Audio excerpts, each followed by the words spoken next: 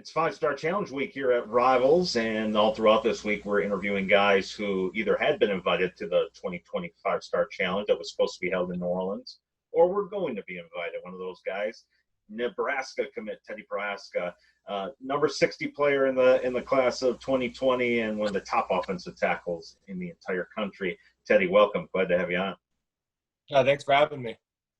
So let's talk first about. I saw you at I guess it was the St. Louis Rivals camp a year ago when you were still just a sophomore.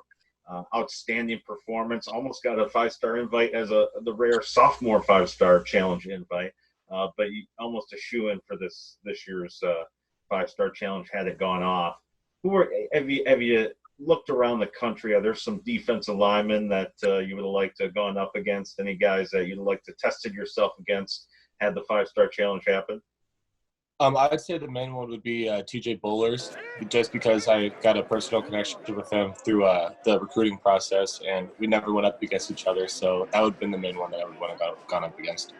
Yeah, TJ just committed to Wisconsin, had considered Nebraska very strongly. Yeah. I want to ask you, obviously, you're a home state guy, committed to the Cornhuskers, but was it just that simple? I mean, that was a team you always grew up for. Why was Nebraska the right choice for you? It just felt like home, growing up in the state. It was always just every kid's dream to go play there. And I guess it was mine too. I would keep my mind open, kept my options open. But when it came down to it, I had a better relationship with those coaches than I do with the other ones. And you got a pretty strong relationship with some of the commits. It looks like, it's a unique camaraderie I see with these commitments here at Nebraska. What is it that brings you guys all together? It started with just a bunch of Midwest boys, honestly, just that bond. And then once we started getting guys on the coast, just outside of the Midwest, we just find things that we have in common. Fishing is one of our big ones. We post on Twitter all the time, fish that we catch, we have a group chat on Snapchat and sending pictures back and forth, talking crap and, trash talking each other at fish that we catch. All in good fun, but, it's just bonding over that during this time where we can't really do much else. And, I saw you guys are having, was it dunk competitions, fishing competitions? Who's winning some of these? I'm just going to say it. I'm the best fisherman. I'll let the other guys decide who's the better dunker. Hopefully Thomas Fedoni or Heinrich Harbaugh can settle that amongst themselves. You have a little bit of advantage on the dunking aspect. I think we measured you somewhere above 6'8" last year. That was over a year ago. What's your height and weight now? 6'9", 290. And you've been doing, obviously, this has been a unique off season with the shutdown, not just of recruiting, but so many facilities and gyms and guys not being able to get together like they normally would with their teams and no camps, obviously. How have you been developing training this offseason? I heard there were a couple of former Cornhuskers you've been working out with. Is that right?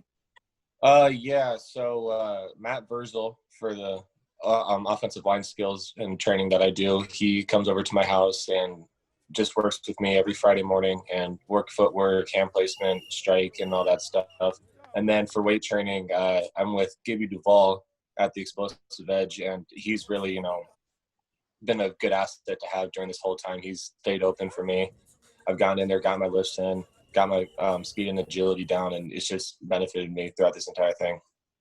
And what specific areas? Where are you seeing development? Where has been your focus? And what areas, the people who haven't seen you from junior year to senior year, where are they going to notice the improvement in your game?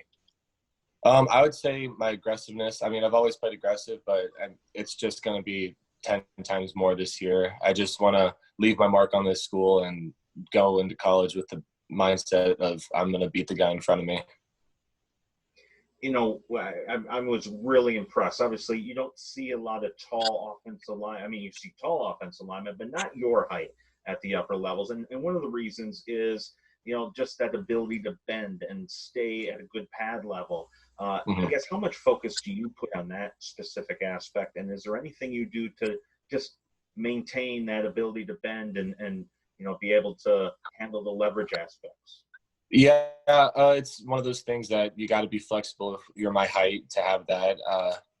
when I work with Matt Verzel, it's staying low, getting my hips activated, and then outside of that, I've started picking it up. It's yoga, it's really been a new thing for me.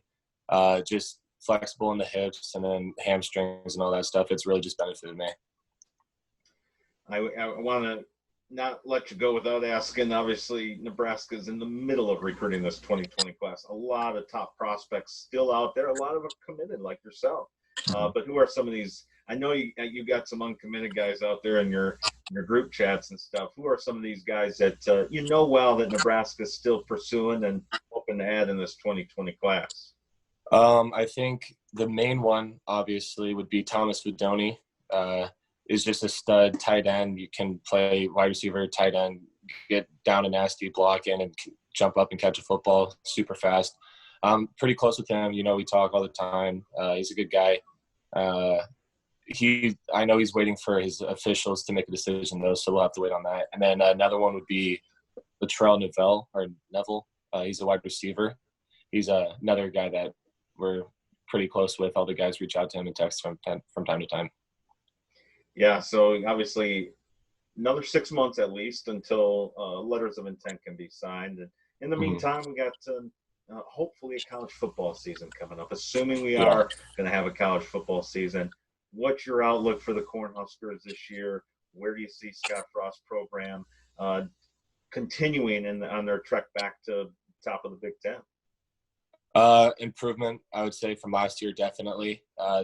Now that his guys are starting to get in the mix and playing more important roles, I would definitely say that they're going to skyrocket from what they were last year, and just from there on, just proceeding to get better.